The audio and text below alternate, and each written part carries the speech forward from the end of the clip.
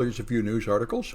So Snoop Dogg is apparently got $17 million in NFTs on Ethereum, which makes sense, I suppose. I mean, his thing is music and art, I would imagine. So buying NFTs is probably currently considered the way to invest in art, although I'm highly skeptical of that. But I don't know. Maybe it makes it. NFTs are essentially souvenirs, like we made them a couple of weeks ago. They don't actually mean you own anything, but souvenirs sell if somebody's famous. So I guess if you get NFTs associated with famous people, then they'll be worth something as long as that person remains famous, which is pretty much the game of entertainment. So Project Veritas had a business email compromise. This is one of the common ways you do it. You take over one of their servers so you can send emails that appear to come from inside the company, and then you just tell them to pay. And I think you told them that they had to pay a lawyer bill or something, and they paid out the money. This is really common.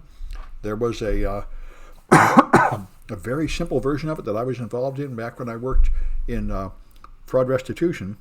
There was a company that just advertised toner and paper and copier supplies at a very cheap price, and when you ordered them, he would just never deliver it, but a lot of companies just pay anyway because they're not very organized. There was no need for any compromising an email server to do it, but these scams are really old. So this one's getting a lot of press. The FBI had the key to decrypt all the data in the Kaseya hack, and they held it for 3 weeks without telling anybody because they were hoping to somehow use their access to the servers in Russia to catch the criminals, but the criminals took off and left and they didn't catch them, and so the victims didn't get the key and they didn't get the criminals either. So they end up looking bad. This is sort of like the NSA. Shadow brokers stole all the 0 days from the NSA a few years ago and dumped it on the web so everybody could use it, and then everybody used it to make ransomware attacks and do a lot of harm, and the NSA was left looking like just a bunch of fools developing dangerous weapons, concealing it from the manufacturers so they couldn't patch it, and then losing the weapons and letting our enemies use it against us. There was a similar scandal about 8 years ago when I think it was under the Obama administration, we were shipping tons of guns to Mexico, and they just all got stolen and sold to the cartels in Mexico, and they were using American guns to kill people. This tends to happen. So the Security and Exchange Commission is getting upset about cryptocurrency, which is, Fast and Furious. I think I heard that was the name applied to that one. So, and he's now upset about stable coins.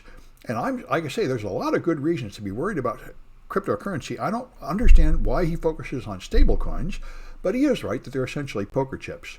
And that's what I'm warning everybody, and I'll be talking more about it later. But, people think they're rich because you put money in crypto and it goes up, and now you have a lot of crypto, but you can't sell it. You can't turn it back into real cash, not easily. There's limits.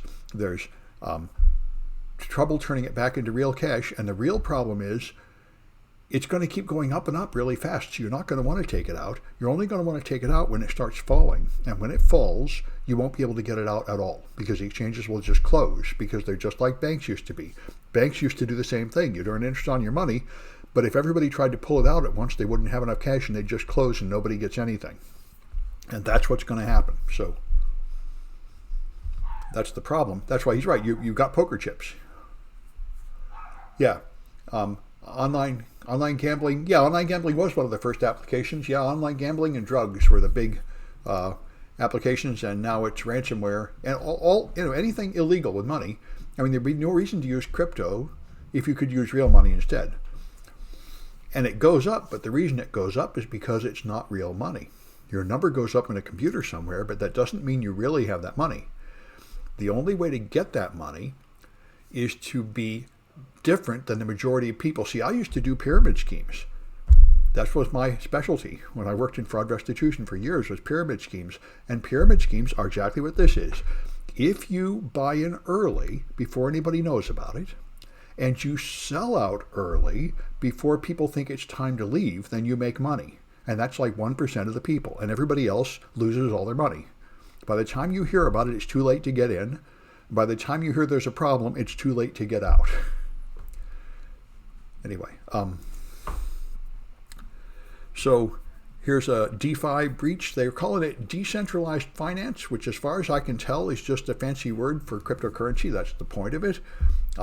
The one good thing about cryptocurrency is you can move money from one nation to another. It doesn't really live in any one nation.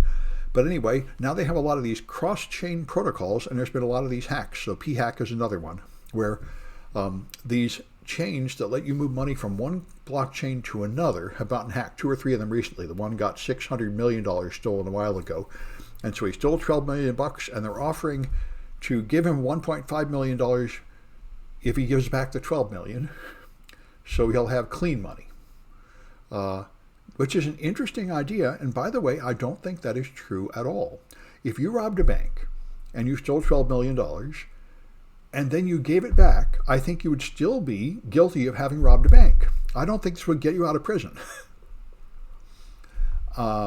It's an interesting question. I don't know if they have the option of just ignoring the $12 million theft and not pressing charges, and that means you'll get away with it.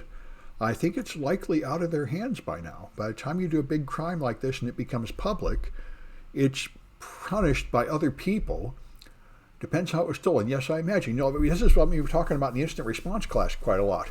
You find something bad happening at your company, and you probably would like to just resolve it quietly inside your company. You'd probably like not to go to court and the cops, because once you start them doing stuff, they're going to do stuff that you might not want done. It would be better to just solve it quietly. But now that it's all over the press and everything, I don't know. Just a smart... Well, that's another issue. Yes, you could try that. It depends. You could argue about what he did. And, like that was the argument of the Ethereum hacker that stole all the Ethereum that caused the DAO to crash, was that he was not breaking the law. He was just playing the game by the rules they had written. And I don't think it never went to court. They never caught him. I think there isn't much in the way of precedent here, but these financial crimes are often like this. You do something, it's hard to tell smart investing from crime. It blurs over. Anyway, we're up to the official time. I'm just going to close these others and go back to the official 141 stuff. So I'll stop this one.